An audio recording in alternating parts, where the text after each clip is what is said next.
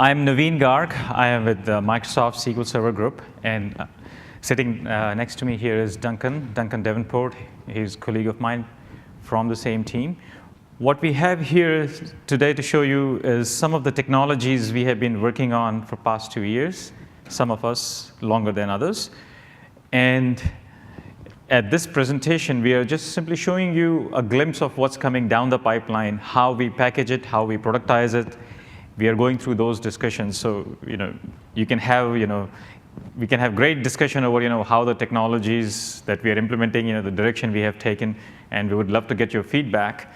But in terms of when the product comes out, how it comes out, those discussions we can reserve probably when we meet next, hopefully pretty soon. I'm going to start with a few slides talking about what this technology is about, and we have tons of demos. We have built sample applications, C#, .NET samples, JavaScript samples, as well as direct T-SQL samples that we'll all be showing. So hopefully you get to enjoy your lunch as well as a lot of demos along the way. So what this is all about, essentially the Microsoft Semantic engine. This is just a placeholder name. We don't know what it'll be called. It's all about unifying search, discovery, as well as insight into your content, be it the structured data that you have in your databases, be it your documents, corporate documents that you have, be it web feeds, be it emails, corporate emails, or internet sites that you have. Think about today, if in a business, a business decision maker is making decisions out of analysis tools or the business insight tools like BI tool, most of these tools are bringing data from very well-defined data warehouses, data marts, or SQL servers or traditional structured stores. But the information today is actually on the Twitter feeds. There is a lot of information that is rapidly changing. There is people commenting on the Twitter feeds about the product quality, or there is probably feedback. Maybe it's lying inside some support cases in buried detail in the how the discussions have happened over certain support cases on a given product or a given part. What is the quality of the product? What is the quality of the part? How many returns have come in? So a lot of information is actually, and even more so, a lot of decisions are being made on the emails. All that information is actually missing from a business decision maker when they are actually making these insights. So what this technology that we are building is about is making sure that we can bring all this together into a single platform where the traditional tools, whether it's a SQL analysis tool, whether it's a reporting tool, whether it's a BI tool, can actually get to all of this data through the existing interfaces, or much more easily to allow you to make much more informed decision. So where, as I mentioned, the content is increasingly outside of structured stores. In fact, there are some statistics that say that probably more than 80% of data lies outside of the structured store today, and it's rapidly growing. Just look at this conference itself. We are producing a lot of content. If you go to the PDC site, there is information about different courses. There are probably videos. There are these sessions being recorded right now. If I want to search for information that is very relevant to me for a particular piece of technology, all this information, okay, maybe you can do very simple keyword searches or textual searches, but the number of results or number of hits that you have is quite enormous, and at the same time, they are not directly relevant to you as a person. I'll take an example. I'll take a sports analogy. I'm actually even carrying my squash racket around. I play a lot of squash, and if I go to Google or Bing, for that matter, both are equally at fault here, so I'll be neutral. And the very first few hits that come back, they're actually about squash recipe, making a squash pie or making a squash cake, or growing squash in your local garden. None of them is actually relevant to me. To me, the first thing I want to find out, that here I am in Los Angeles, where is the squash court where I can go and play some squash? It's got nothing to do with making pie or growing squash at my home. So that's what is missing, is that even though the tools are improving, the technologies are improving, And yes, we are doing a lot of collaborative information and page ranking and page relevance, in these search engines that are doing over the web. But there is a lot of information about individuals' preferences, whether it's an end user in the consumer world, whether it's an enterprise user in an enterprise. Even at Microsoft, we ourselves are working on a given piece of technology. Semantic itself is a technology. There is actually probably at least 5 to 10 research groups or other groups. They're also working in similar spaces. Trust me, it is actually much harder for us within Microsoft itself to find out who are the different people, different users, or different documents that may be related to the work that I'm doing. And these are some of those problem spaces that we are actually going after. That is, even though the information is there, just correlating it, getting it together, putting it together so that it's contextually important for the people who are looking for it is increasingly harder. So what essentially we are talking about is that there is a unique opportunity here, both for us as Microsoft as well as you all as developers, to bring together all this information in this very easy to use search concept that more and more users are getting used to. At the same time, bringing into this structured world or the relational world where you can do analytics on top of that. That's the solution that we are going after. And in fact, the technologies that we have built help us to bring together all of this digital information into a single platform so that we can blend results coming from a structured source and as well as different unstructured sources together to provide you, much more informed insight into the information. Now let's take, as I talked about some of these scenarios, we ourselves, I'll give you another scenario here which kind of shows you how we envision this play out in an enterprise. When we are actually, gathering requirements for technology like this, we looked into, some of you might be familiar with, the Gartner Magic Quadrants. We looked for specific industry segments to find information. So there are things like, business analytics. It's a very well-defined industry segment. You can go and find out who are the top players in the industry, who are the leading technology players versus, who are going to be the financially stable ones over a period of time, who are, on the cusp of growth. Similarly, there are other areas like data integration, which is essentially around master data management. You have a lot of integration tools that SQL integration services is also a player there. And likewise, there is the search and discovery where you have enterprise search tools. So these are very well-defined industry segments. When you start looking into the data on the web or within the enterprise or in your internet portals, all of this information, it'll be nice that it gets clustered together into these meaningful clusters. But then you could actually discover that, hey, there is actually a new source of information where all of these dimensions are coming together into a new emerging cluster of information. And as an analyst, let's say within the company itself, or I could, as a person who's looking for that information, could label that information saying, hey, this is the unified information discovery or the unified information access. This is my area where I bring together all of these technologies. Now, as you as a user or another person within the company as a user influences that particular cluster, its rankings, its relevance grows. And you can see how this collaborative work within the company in an enterprise or collaborative over the web helps boost results. So these are all different ways for us to boost. So we use all of these different inputs into the information as boosting techniques, but they are not end in itself. That is yet another factor into how we collaborate the results together. I'll show you the examples that actually are relevant across different domains. So I talked the enterprise search and discovery in case of our world. There is also specific domains. There is actually legal industries that are very much looking into. In fact, Duncan mentioned that there are people here in this PDC itself who are very much interested in this space, looking for the documents, looking for precedents, looking for finding out, as the legal corpus continues to grow, finding, relevant precedent cases is actually fairly relevant in that case.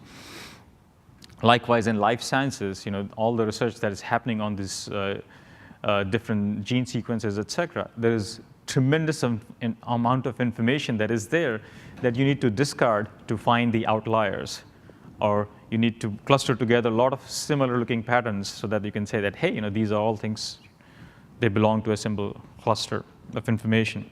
Government services, we have had a number of discussions within Microsoft where some of the the federal government contractors who are extremely interested in the technologies, because the amount of information that is coming from different sources, it could come in a fax, it could come over email, it could be gathered over the web, it could be images coming from these surveillance videos that they collect, and they need to make sense of it fairly rapidly, fairly quickly, so that they can identify potential areas of interest without going too much into detail there.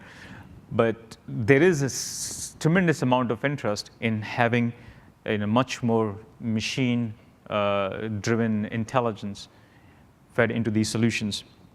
And of course, social networking is the space where there is a lot of information that is in the Twitter feeds now, or on these blog posts that you want to correlate and relate it back to making your decisions on day-to-day basis, or as the need may be.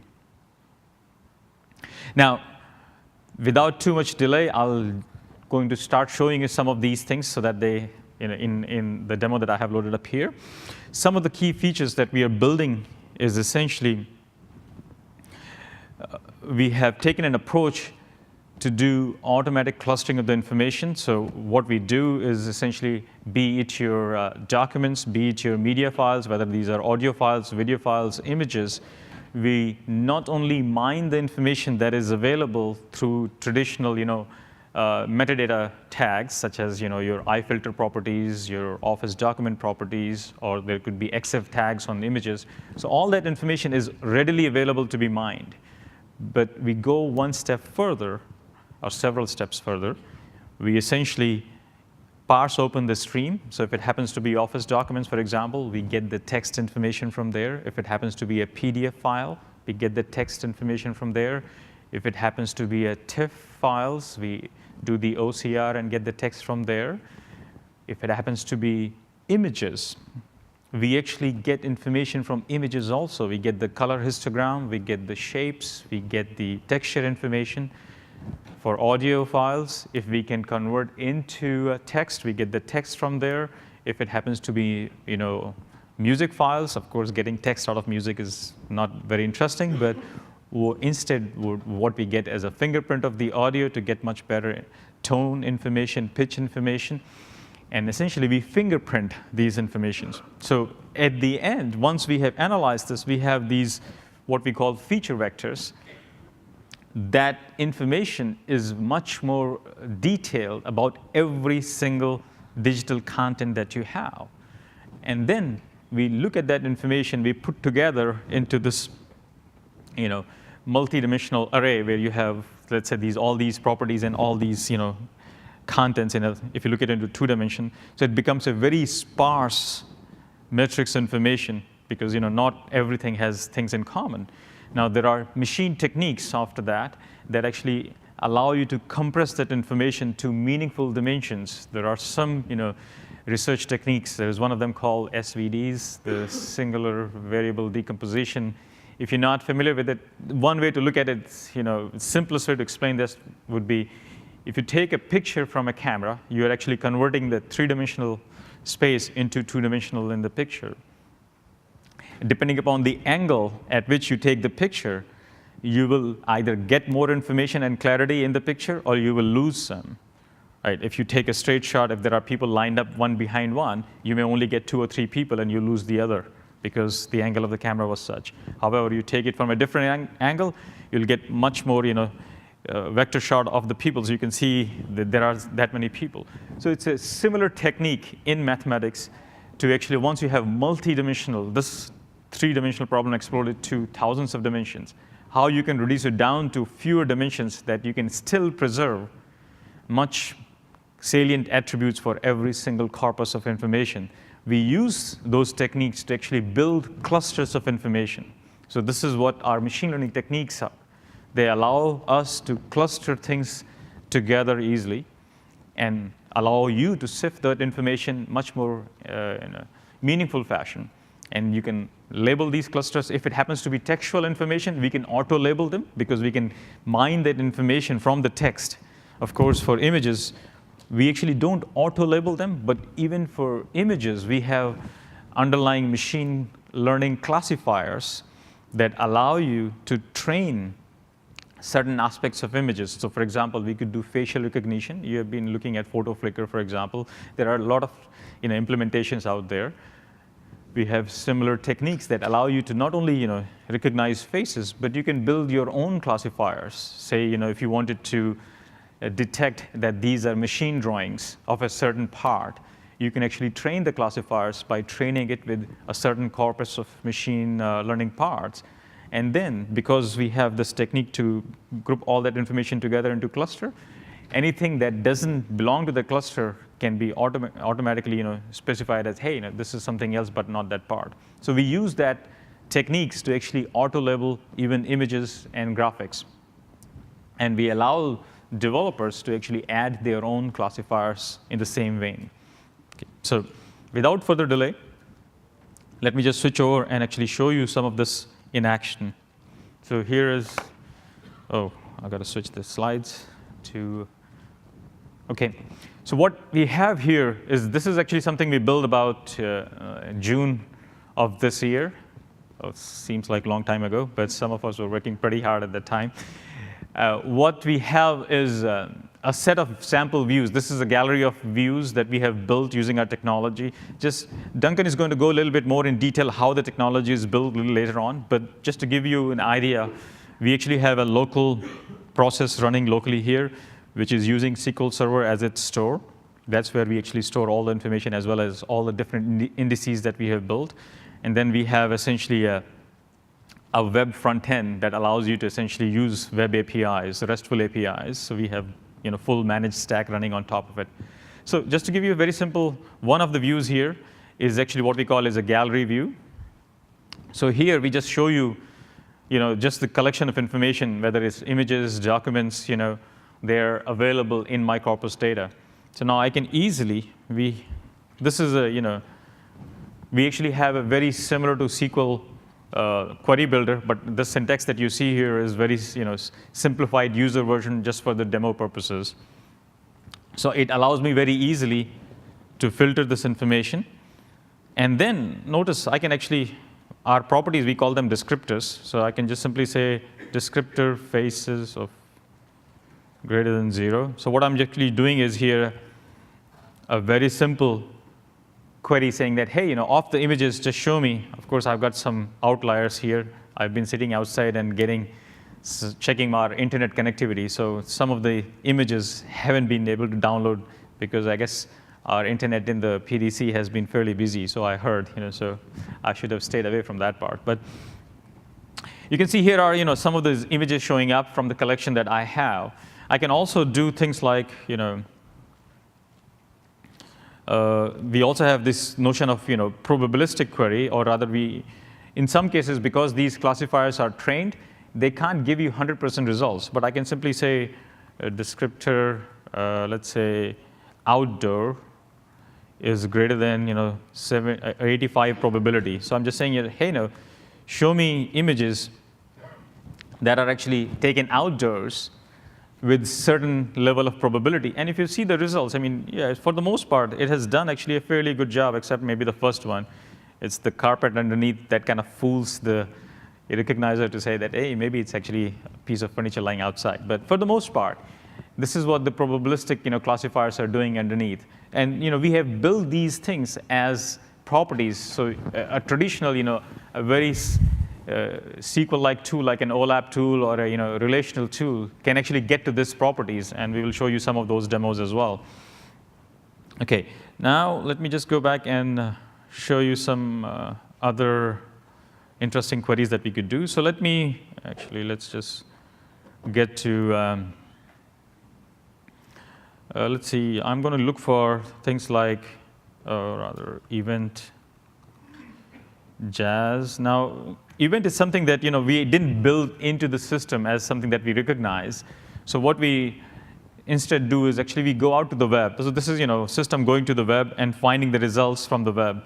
And this is where personalization come into the play, because I actually have specified myself as a user who lives in Seattle, and I have given my information. The results are actually coming pre-ranked based upon my location. So it's actually, even though we are in Los Angeles, the results are coming back showing me the results from events near Seattle. So I can actually even ask, for example, I can say near Seattle within 5 miles or something like that. I live within that area, I guess. So now you can see the results have actually been filtered. Now, some of you might have attended the session on spatial queries within SQL Server. This is actually an implementation of that spatial index that SQL Server has built. So we have actually used the underlying index, but supported a much higher level operator, which is much more user-friendly. So you can simply say near Seattle. We can actually, there are web services where we can go back and look up the underlying, the lat and long or the geocode for that particular location. And we can do, within radius search to find only the events that are happening in that area. Likewise, I can also, say, within 5 days. So it's basically, I can't even read myself here, but it's now showing me what is happening within next 5 days. So these are some of the events that are happening. So this is, again, another example of how we could reuse the temporal index that is available to us. And another interesting thing to note here is actually we are not indexing on the time when we extracted the information from the web. It is actually the time that is embedded in the information, because if you think about it, the information for the event has, when the event happening, a textual information within the web. It's not the time when I extracted that information. It's not the time when I uploaded, or it's not the time when I indexed it. This is not the create, modify it, or update date. This is actually the date within the content for the event. So this is where I think you can start to see what semantic insight is about, because we actually are parsing the information to look for meaningful information. Some of it information, what we call them, are concepts. So time is a very important concept. Place is a very important concept. People are a very important concept. Documents are a very important concept. Events are important concepts. So as we find these concepts, we actually extract that and we promote them as a first degree, what you can call quote unquote entity. We call them kinds in our lingo. All this lingo is going to normalize by the time we ship. So we'll snap to some very well defined vocabulary. Right now our vocabulary is a placeholder vocabulary in that sense. Okay, let me just head back and show you some other interesting things here. Actually, before I quit part, I'm keeping, my timer is ticking very fast here. This is, okay, let's just show you some very quickly other examples here. Here is a time series view, and I can actually basically view the same information in a different view, where we are just showing temporally this information. And if you notice, for any given event, we actually show you even the similar faces. So for given a face, we are finding all the similar face here. So in case of Tom Cruise and his latest wife, whatever her name is, I think Katie something, Kate.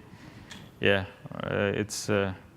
so this is the the related information that we pull up here, and this was actually our little Arena Boyd. We actually had this is, by the way, code name Arena. That was the internal name we had. The Boyd this is a origami object that we flew around different places. I was actually in Europe at the time, so you can see other places where it's finding the same origami. So it's doing a fairly good job of detecting the shape and finding other similar images of the same origami. And also, we are actually showing you some of the key descriptors that define me in this corpus data. So this is where what I mentioned earlier about mining the preferences. the system is building this information about me, and this information over time is being used to boost as well as re-rank the results that I'm looking for. So it's both, as I mentioned, temporally and contextually important for me as a user. Therefore, there's much more personalized results that you get to see. So here, for example, things like I can quickly click on one of these tags. It filters down to results showing me just the some of the business and legal correspondence. I tend to keep all this information. I scan. I've put it on my hard disk. All my information is here rather than sitting into some dossier in some filing cabinet. So for me, it provides a much easier way for getting to my information quickly. Okay. Without further delay, I'll show you one other view when I talked about clustering. Here, let me just do a filter down to images, and I'll show you, what machine is doing underneath to build this cluster. So let me just cluster it for 2. So here I'm partitioning the data into 2, and I can actually look for, because it's images, I can just do an image filter. Okay, you can see the results on the left and right are slightly different, but let me just increase it down to a cluster of 3. Now, if you notice, this is where machine has taken over. I have only given it the information saying that, hey, these are the images, just put into the arbitrary clusters. And what you see in the screen is that if you look at the left or the right and the bottom, they are actually visibly distinct information. So this is what I talk about when we say, we are using these multi-dimensional, features and reducing the dimension down to still preserve the important features and allow machine to actually use those features to cluster information together. Now you can see how, the cluster on the left versus cluster on the right versus cluster on the bottom, they actually kind of visibly looks different. Okay. Let me just switch back to the slides here because we're down to 15 minutes here. Oops, I forward. Yeah, so what is the underlying design? As I was explaining earlier on, we look for the information, we extract all the metadata, we also extract all the concepts, things that as people, places, events, locations, media, documents, person, and we use that information to extract these richer concepts that allow you to actually program directly against them. You can invoke actions on them. You can open the documents. You can annotate the documents. For people, you can find their biography. For events, you can find whether they are in Seattle, whether they are happening in a given period of duration. For media, let's say if it happens to be a conference or movie, you can actually order tickets. You can find out movie reviews. So these are all the actions that you can take because they have been promoted as first-class objects that are actionable. Okay, so this is just an example of showing how a legal document can be promoted through this pipeline to extract not only just simple properties, but also other concepts that are important concepts within that legal corpus information. Okay, so this is all about meaning-driven processing. Now, there are various components. Very briefly, there are, as we are processing, we not only process text, we process audio, video. So we have this very scalable and distributed design architecture that allows us to not only process information, but we process it over multi-pass. So when we install this software, it is just like your desktop search. The engine starts indexing all the information that is configured for processing, but it can very quickly do the property indexing. It can very quickly do the thumbnail processing, but much more heavyweight processing when it's actually doing the image analysis or the audio analysis. We have more background tasks running over those. So that is like the second pass. And then the third pass, we actually, when we build this multi-dimensional index, that's the third pass. So, and when we are doing classifiers, things like indoor, outdoor, or facial recognition, that's the fourth pass. So, the system is designed to actually have multi-pass on the same information to pick up not only updates and changes, but also do much deeper and deeper mining and indexing of that information. Okay. As I mentioned, it's designed to be scalable architecture. So the idea is that we can throw multiple text processor or multiple image processors and scale them out. So that allows you to actually have dedicated servers that can do, if you have a corpus where you have a lot of images to go, such a medical industry, if you have a lot of EMR records where you have X-rays or images, et cetera, you can have dedicated servers that are doing all that image processing, getting that data out of there. Okay.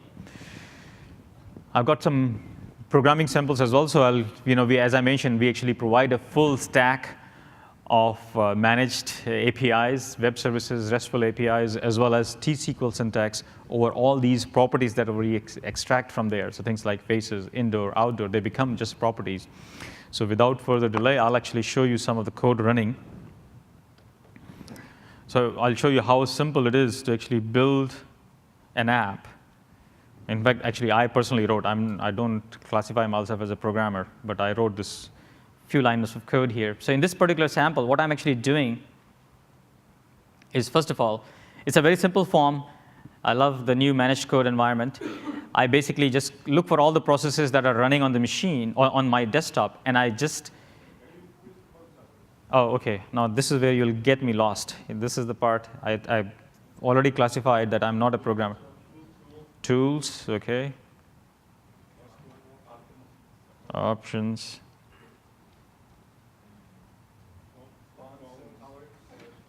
Fonts and colors. Oh, there it is. Yes, thank you. Fonts and colors. I should have installed that Zoom It tool. I think that's what Duncan mentioned. There is actually this tooltip available. OK, which one it is? Just this one? All right, 20 it is. Alrighty. Is it clear? I can close this, actually. The only thing I wanted to show you here is that there is only one. This is our one library where we expose all our managed interfaces. So you just include that assembly. So I guess you can close this. Oops, something else popped up anyway. How do I maximize? Let's see if I can make it bigger. OK.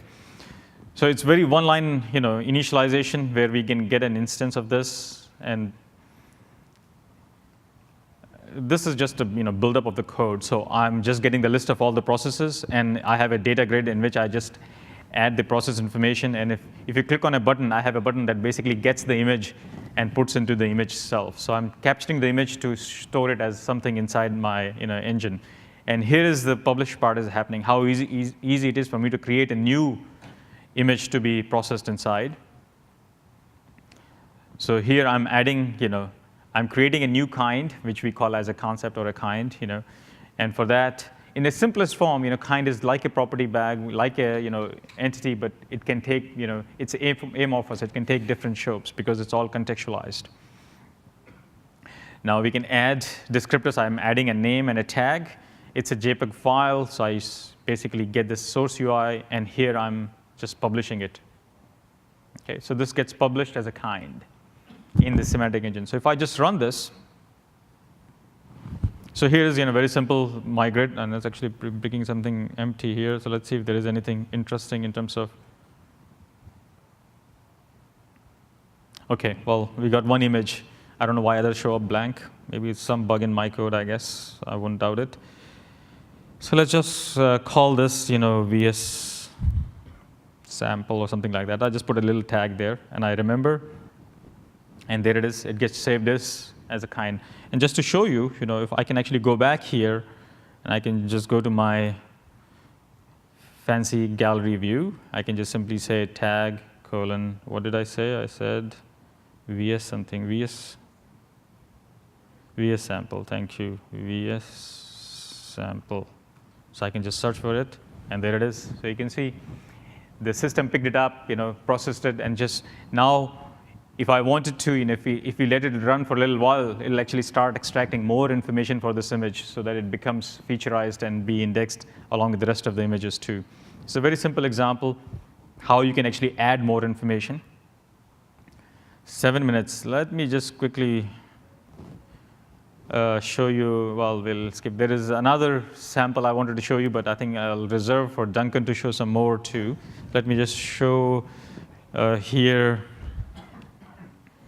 There are some samples here. This is what I showed you here.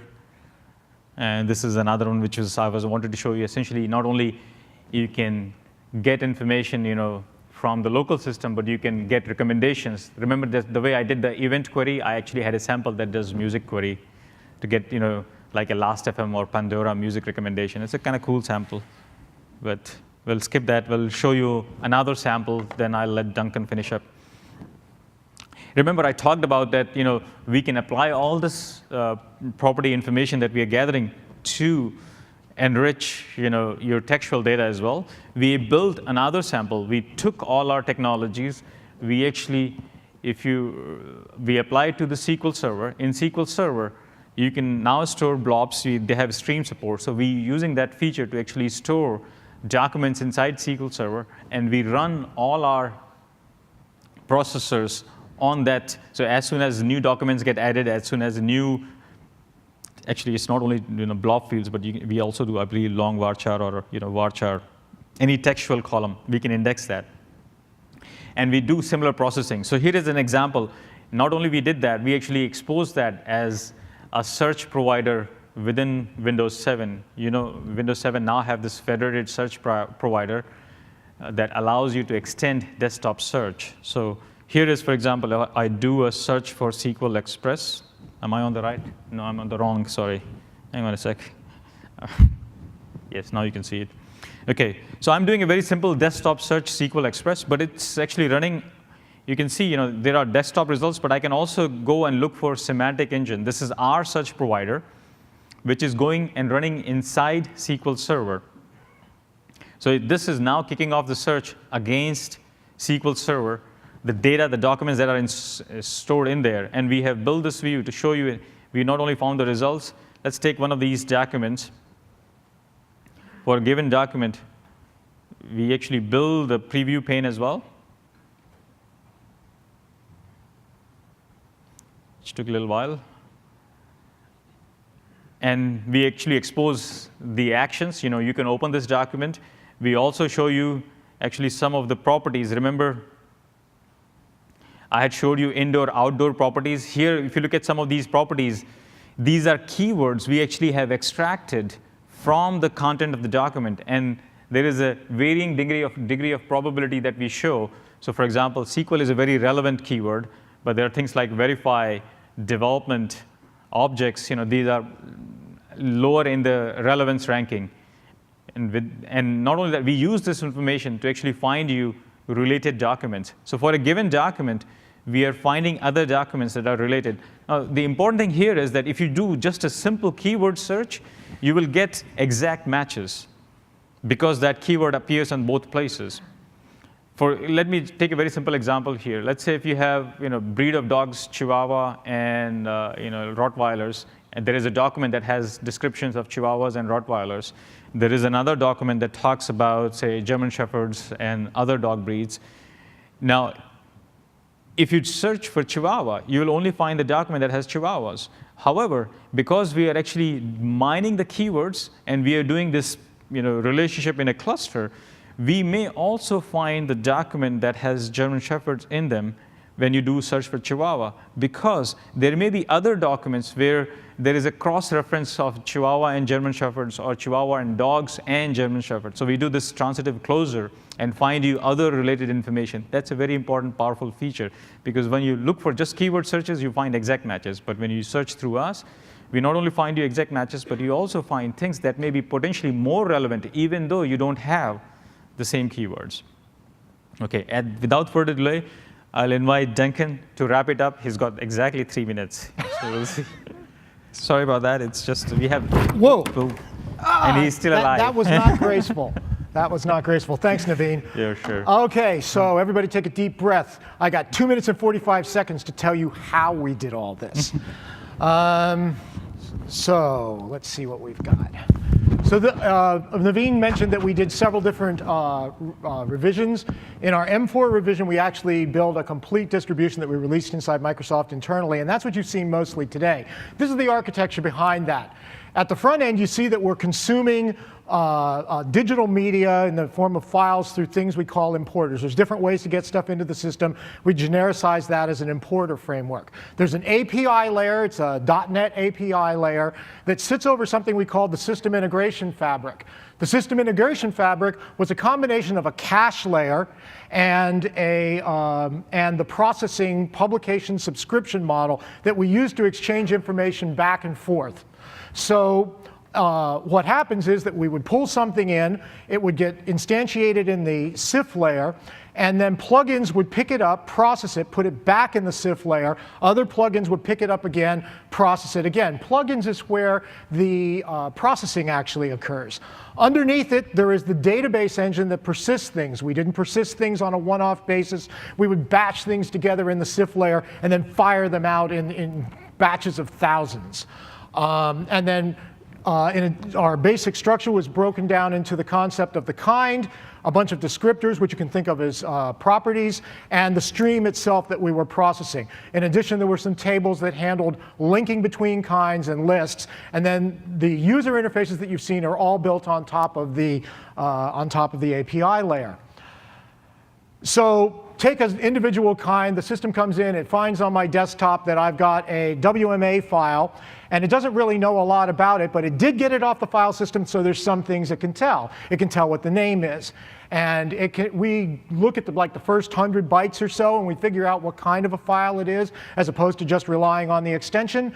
And so now we know it's a Windows media file. Because we know it's a Windows media file, we know that there's certain properties associated with it. So another processor, which knows about Windows media files, goes and grabs that stuff and extracts the metadata about that and adds it to the descriptor collection.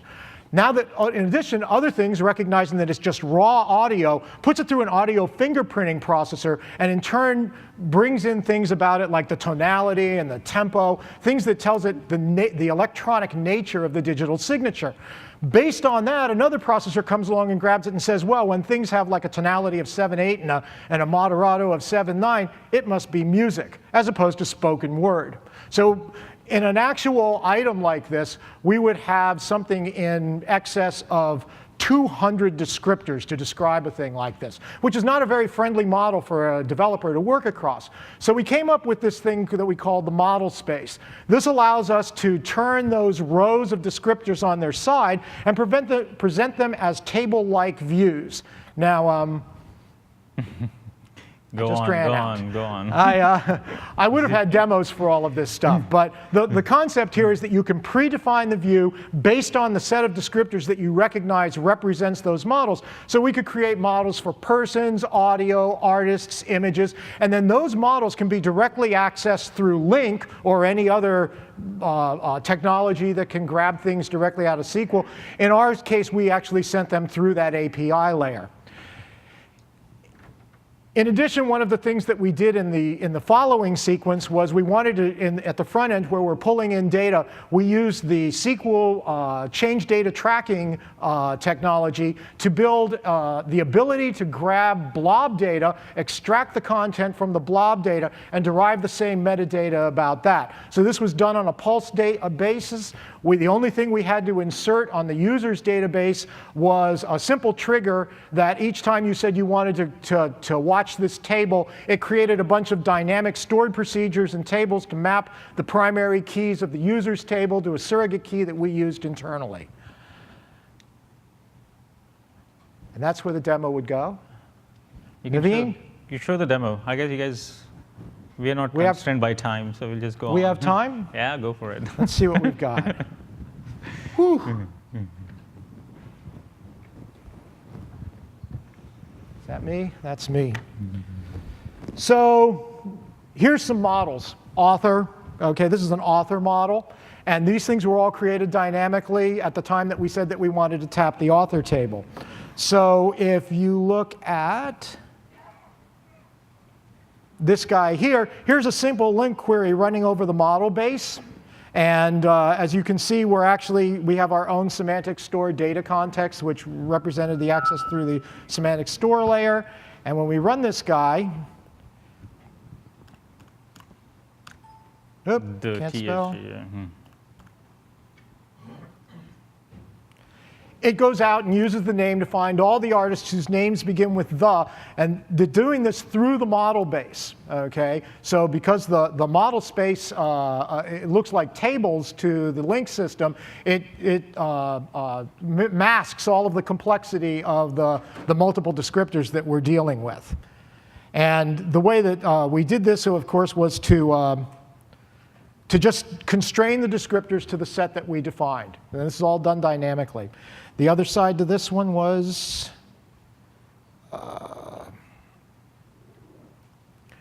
on the property space.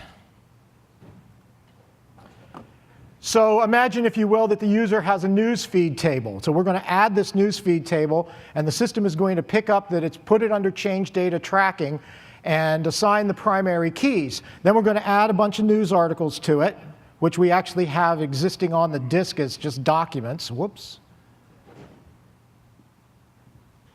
A little bit more, and there. Whoop. Run that. We've just inserted a bunch of news data, and just so this is now what's in the user database.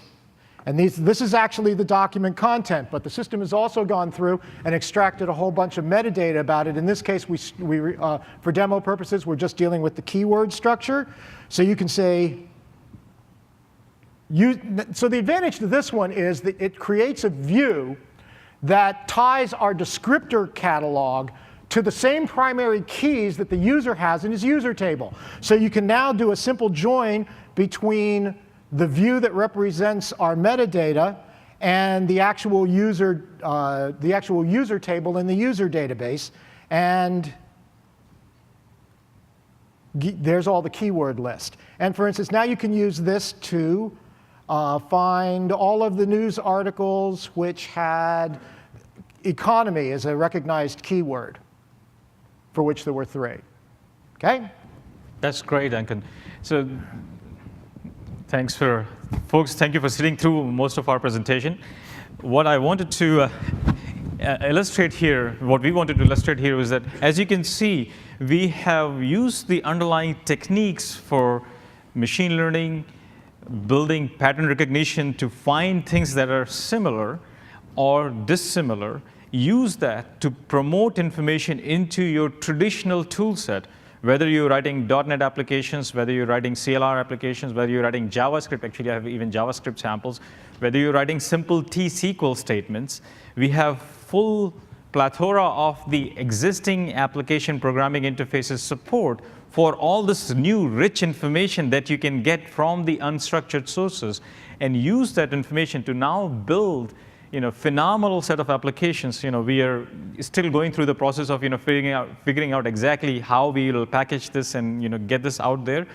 But rest assured, we want all the developers, both that are working in corporate environments for their intranet or internal applications, as well as commercial applications, to actually help us use this technology to essentially have this universal, unified search, discovery, and insight model that we go after, whereas it doesn't matter what the content type is, whether it's documents, media, images, audio, video, we can process it the same way as you process any other structured content. We can relate all this content together and provide much more well-informed, contextualized, personalized insight into that information to the user, whether it's a web consumer or whether it's an enterprise user. Thank you very much indeed.